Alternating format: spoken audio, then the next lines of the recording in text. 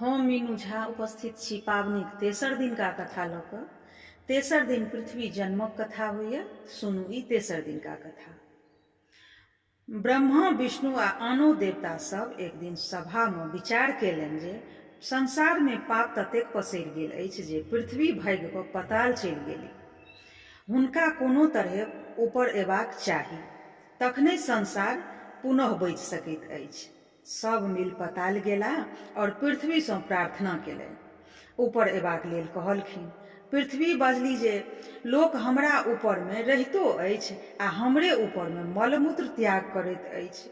एहि सँ हमर अपमान होइत अछि जे हमरा आब सहन नहि होइत अछि। देवता लोकनि कहलखिन, एकर चिंता अहाँ नहि करू। जे अहाँके ऊपर मलमूत्र त्याग कऽ आ ओकरा देख लैत अछि तकर फल ओकरा स्वयं होइत छै, ओकर पाप ओकरे स्वयं होइत छै। आ जे अहाँसँ बिना क्षमा मांगने अहाँके ऊपरमे पैर रखैत अछि सेहो ओहि पापक भागी होइत अछि। देवता लोकनिके विनय और प्रार्थना पर में पृथ्वी पुनः एबाक विचार केलनि आ पुनः एलखिन। पृथ्वी जखन वापस एलखिन तऽ ओ डगमगाइत छली। तखन विष्णु भगवान काछक रूप धारण कऽ अपना पीठ पर में पृथ्वी के राखि लेलखिन। ई छल पृथ्वी के जन्मक कथा। आब सुनू समुद्र मंथन कोना भेल से कथा। देवता लोकनि सुमेरु पर्वत पर समुद्र मंथनक विचार विमर्श लेल एकत्र भेलाह। विष्णुक विचार भेल जे ई कार्य देव दानव सब मिलके करथि। हुनके विचार सँ वासुकी नाग बजाओल गेला। ओ मंदराचल पर्वत में अपन देह के लटपटाय ओकरा उखाड़ि समुद्रक कात लऽ एला।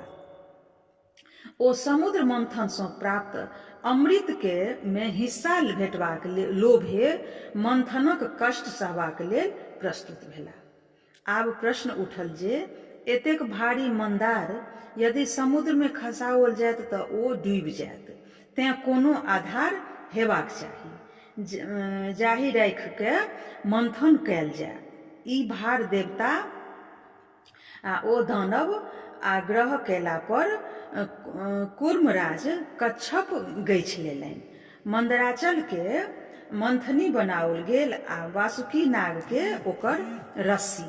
समुद्र मंथन आरंभ भेल। नागक फोंफ दिशा दानव सब पकड़लक आ पूछ दिस देवतागण। समुद्र मंथन सँ समुद्रक जीव जंतु सब पिसाय लागल आ मंदारकक ऊपरका गाछ सब आपसी रगड़ सँ टूटि टूटि के खसऽ लागल। ओही रगड़ सँ पर्वत पर आगि लागि गेल तऽ ओही परहक जड़ी बूटी सोना चानी मूंगा मोती आदि जरि कऽ भस्म भऽ गेलैक। देवतागण के गर्मी सँ व्याकुल देख इंद्र वर्षा करय लगला। वर्षा सँ अमृतमय सब भस्म धोखरि धोखरि कऽ समुद्र में खसऽ लागल। एहि सँ समुद्रक नोनगर पानि दूध भऽ गेल आ अधिक काल तक मंथला सँ घी भऽ गेल। एही प्रकारे आरो अधिक काल तक मथला सँ समुद्र सँ लक्ष्मी सुरा मदिरा उच्चैःस्रवा घोड़ा निकलल जे चंद्रमा लोकनि के हथिया लेलनि। तत्पश्चात अमृत लेने घंत तरी प्रकट भेला। तखन विष निकलल। ओकर धाह सँ देव दानव सब मूर्छित होमय लगला। तखन हाहाकार मचि गेल। अंत में विष्णु के निहौरा सँ महादेव सबटा विष के घोंटि गेला आ ओहो शीघ्र ही बेहोश भऽ गेला। तखन गौरी के निहौरा मिनती पर विषहाराक संग बहुत रास सांप बिढ़नी चींटी आदि जाकऽ महादेव के शरीर सँ विष निकाललक। अंत में महादेवक अनुरोध पर कंठ में कनेक विष छोड़ि देलक जाहि सँ हुनक कंठ कारी भऽ गेल। तहिये सँ ओ नीलकंठ कहाबे लगला। अमृत लेल देवता आ दानव में झगड़ा होमे लागल। दानव समझ कऽ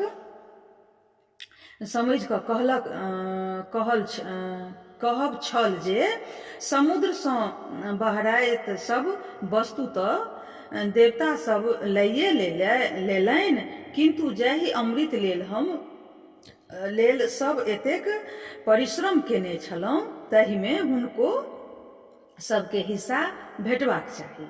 देवता सबके ई डर छल जे बिना अमृत पीनहि दानव सब बहुत बलिष्ठ छल आ कएक बेर देवता सबके पराजित कऽ स्वर्ग सँ भगा देने छल।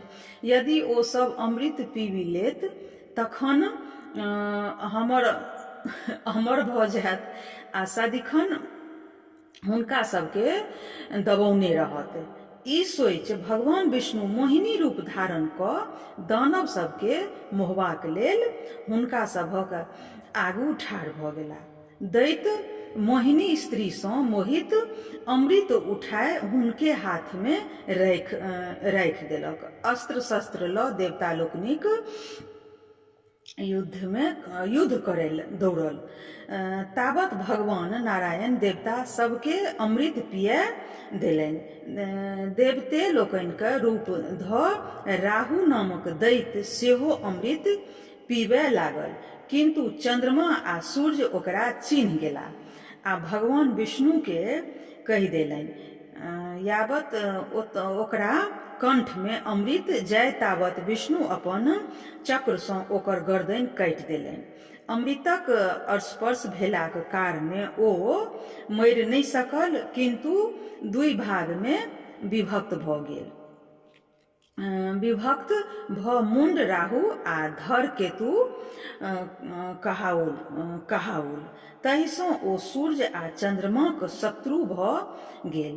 तैं एखनहु धरि कहियो अमावस्या में सूर्य के आ पूर्णिमा में चंद्रमा के गिर लैत अछि, जाहि सँ सूर्य ग्रहण आ चंद्र ग्रहण होइत अछि। आ ओकर धर कटल छैक जे सूर्य चंद्रमा के फेर बाहर भऽ जाइत छथि। देवगण के अमृत पियौलनि। पीबाक पश्चात भगवान विष्णु अस्त्र शस्त्र लय दानव सबके घमासान युद्ध के ओकरा सबके मारि काटि कऽ पाताल भगा देलनि। बचल अमृत इंद्र के सौंपि देलखिन आ देव के ओ विश्वकर्मा के ओकर रखवारीक भार देलनि। समुद्र मंथन में वासुकी नाग रस्सीक काज कयने छलाह। हुनका देवता लोकनि सँ ई वरदान भेटल जे हुनका माइक श्राप नहि लगतनि आ ओ सपरिवार जनमेजय महाराजक यज्ञ में नहि जयता। हुनकर भागिन आस्तिक मुनि हुनक रक्षा करथिन। ई छल तेसर दिनका कथा। एहिमे जे किछु उच्चारण में गलती भेल हुए या किछु छूटल बढ़ल हुए ताहिके लेल क्षमा चाहब। धन्यवाद। जय मिथिला, जय मैथिली।